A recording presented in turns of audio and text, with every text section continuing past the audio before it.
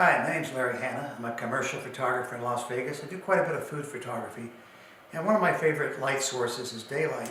But you can't always shoot with daylight. You know, I a lot of times shoot, well actually most of the time I shoot inside a restaurant, half the time in a kitchen or back in a corner somewhere. Because, you know, doing food photography, you only need so much, you need a little more room for your lights to come around. But, you know, you're actually shooting in an area kind of like this usually. So I had this set up today for something else, and I thought, well, why don't I kind of show you how the different light sources work, I mean, what you can deal with. Like what I have set up over here now is a LED. I shoot quite a bit indoor of my food photography indoors with LEDs because they're really nice because you can control the color temperature. But this is a Philex over here, and it works pretty good because I can change the color temperature. I can just turn a dial and change the color temperature. So if I'm working in a room with a lot of tungsten lights, I can crank it over and see how much yellow I got. And I can change the intensity. And it doesn't get hot, so it's not going to wilt the food. So it's really kind of good. So what I want to do is I have my camera set up over here over the top, tethered to my computer so I can see what's happening. Now, this is really an advantage to shooting tethered. You can really, particularly this over the top thing, because now I have it set for a live view right now, so I can sit here and crop in what I want. So I've got some bread sitting. And bread's kind of a good thing to show lighting with because it has such texture to it.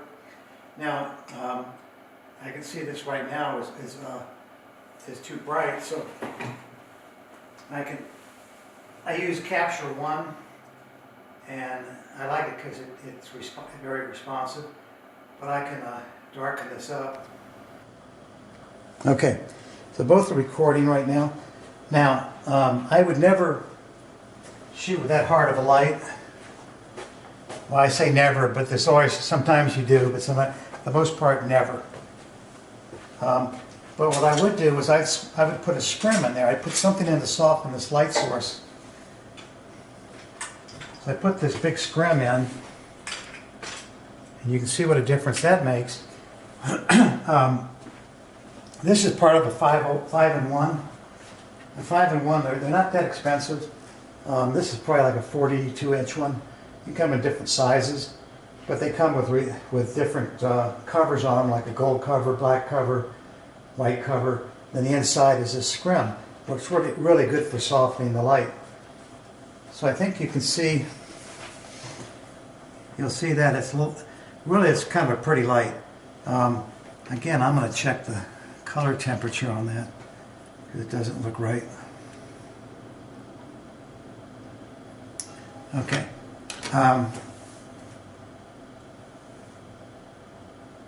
So that lighting's not bad. Now if I want to have a little more fill lights, so it's, say I want less contrast, I have these foam core things I put together, and I can kind of put this in like this and soften the shadows up a little bit.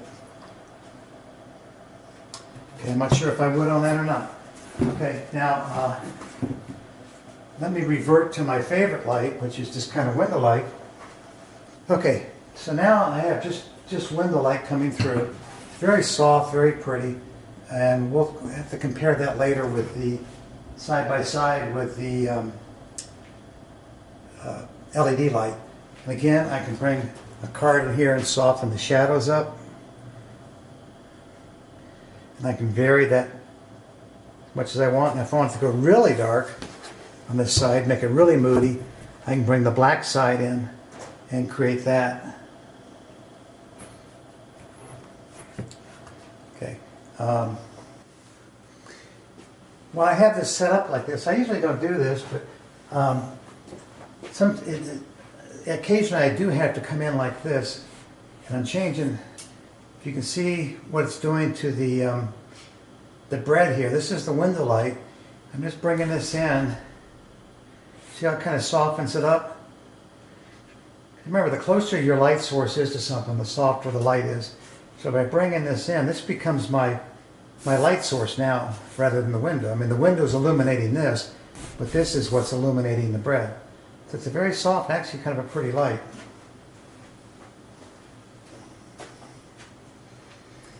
but it might be a little soft for what I like. I like to be able to bring texture out a little bit more. So let me set up the strobe here. Now I have the strobes up here. It's a small Alien B. Pretty nice little lights. They're very inexpensive and they're nice and light and easy to work with.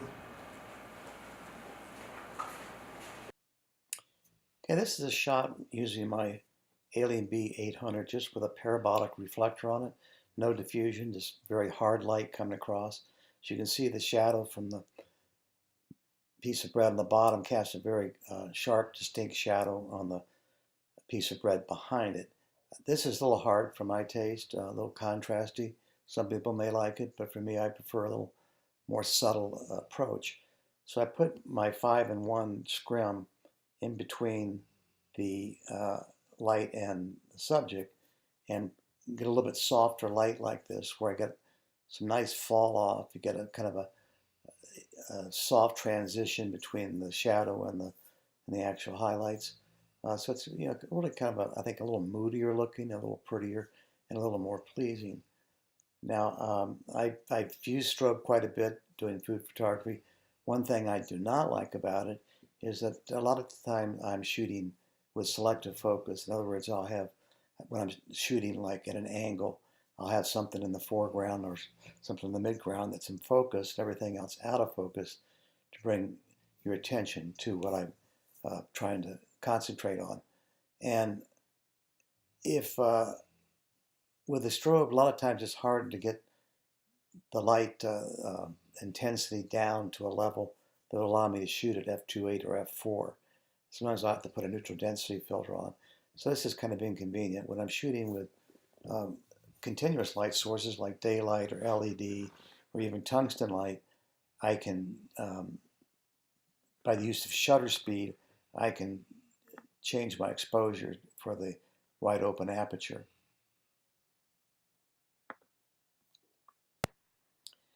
Comparing three all light sources side by side kind of shows you that they all work. It just depends on what you can have to deal with that day and the conditions you're shooting under. Actually, but of the three, I still prefer the daylight shot. I think it has a kind of a wider range from your highlights, diffuse highlights to shadows.